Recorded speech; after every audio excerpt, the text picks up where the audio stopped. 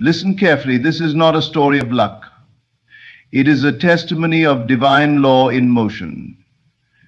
I did not win the lottery once, nor twice, but 8 times, by simply speaking into existence what was already mine.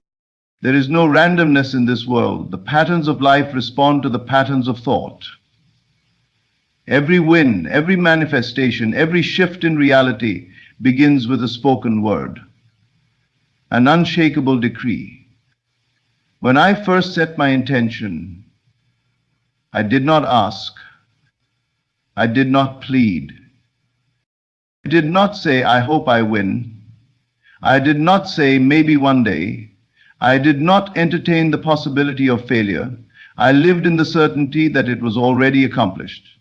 Every morning, every night, I repeated these words with conviction.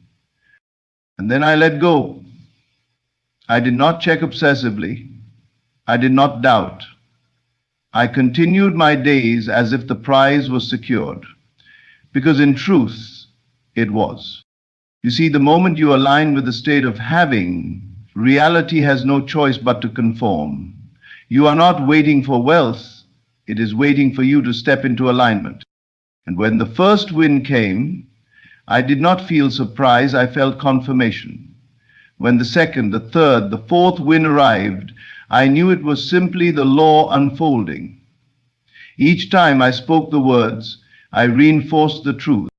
Some may call it luck, some may call it coincidence, but I call it law. The words you speak, whether aloud or within, shape the very foundation of your reality. Every thought, every phrase, and every sentence that passes through your mind or escapes your lips is not just a fleeting notion. It is a seed planted in the soil of your subconscious. And what is the subconscious but the boundless, fertile ground where all manifestations take root? It does not question. It does not resist. It merely receives and fulfills.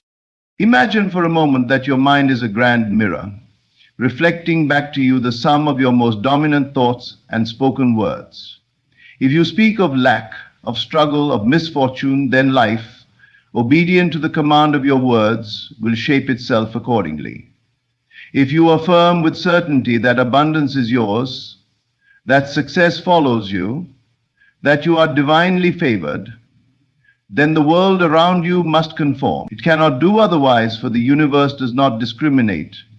It simply echoes what you declare. Most people walk through life unaware of the immense creative power they hold within their words. They say things in passing, unaware that every utterance carries weight. They speak of debts, of fears, of endless obstacles, and then they wonder why life seems to mirror their worries. But the subconscious does not recognize jokes, nor does it understand when you are merely speaking without intention. It takes everything as truth. The moment you say, I never have enough money, your mind registers it as an order, and reality bends to fulfill it. When you complain, I always struggle, you are giving permission for struggle to persist. But just as words can create limitation, they can also liberate. The moment you become conscious of what you speak, you reclaim your power. You begin to see that every word is an instruction to the unseen forces that shape your experience. And if you can instruct limitation, you can also instruct abundance. If you have unknowingly declared defeat, you can just as easily declare victory. This is why repetition is key. The words you repeat most often become the strongest beliefs in your mind. And belief is the force that moves mountains, that shifts realities, that opens doors unseen. If you repeat, I am always provided for, money flows to me in ease, your subconscious absorbs this as truth. And once something is accepted as truth, reality has no choice but to comply. This is not mere wishful thinking. This is not empty optimism. This is the law in motion. Look around you. Every great leader, every individual who has shaped history has understood this at some level. They have spoken their success into existence long before the world recognized it. They have affirmed their destiny, even when their circumstances showed no evidence of it. You too must do the same. You must become mindful of the words you allow to pass through your lips. Speak only what you wish to see made manifest. Replace words of lack with words of abundance. Instead of saying, I hope it happens, say, it is already done. Instead of saying, I don't know if I can do this, declare, I am fully capable and everything is aligning for me. From this moment forward, guard your words as you would guard your most precious treasure, for indeed they are. Speak life, speak success, speak joy, and watch as the world around you reshapes itself to match the truth you have declared. When you assume something to be true with unwavering faith, the entire world moves to reflect that assumption. This is not theory, this is law. What you hold as a firm belief within your consciousness is mirrored back to you in your external reality. There is no separation between what you deeply accept as fact and what materializes in your life. The outer world is nothing more than a reflection of the inner world, molded by the thoughts you consistently entertain and the convictions you refuse to let go of. Most people do not realize that they are constantly assuming, whether consciously or unconsciously. Every day they assume things about themselves, about their circumstances, and about their future. Some assume failure before they even begin. They assume they are unlucky, that success is hard to attain, that wealth is reserved for others. And what happens? Life proves them right, not because the world is cruel, but because the world has no choice. It must conform to the assumptions you hold as truth. But just as one can assume lack, one can assume abundance. Just as one can assume struggle, one can assume ease. The key is unwavering faith. Faith so absolute that it does not waver in the face of appearances. If you assume yourself to be wealthy, to be loved, to be successful, and persist in that assumption regardless of what your senses tell you, then the world will bend to make it so. It must. That is the nature of reality. Assumption is not mere wishful thinking, it is a state of being. It is stepping into the feeling of already having that which you desire. It is knowing that the moment you claim something as yours, it has already begun to unfold, even if you cannot yet see it. The delay between assumption and manifestation is simply the time it takes for reality to adjust itself to match your inner conviction. Many make the mistake of assuming something only for a moment, then allowing doubt to creep in. They say, I am wealthy, but when they check their bank account and see little change, they immediately revert to old beliefs of lack. But true assumption does not falter. It does not check for proof. It does not look for evidence. It assumes boldly, without hesitation, without compromise. Think of an actor who steps into a role so fully that they become the character. They do not question whether they are convincing. They embody the role completely. That is how you must assume. You must take on the state of the person who already has what you desire. Walk as they would walk. Think as they would think. Feel as they would feel. The moment you make an assumption and hold firm to it, unseen forces begin to move. Opportunities arise. People appear. Circumstances shift. The world rearranges itself, sometimes in ways beyond comprehension. This is not coincidence. This is law. The law does not fail, it only reflects. So assume the best. Assume that life is working in your favor. Assume that everything you desire is already yours. And then watch, without doubt or hesitation, as the world conforms to your belief. You must not wish, you must not hope. You must know with absolute certainty that your desire is already yours. This is the secret to bringing forth anything you wish to experience.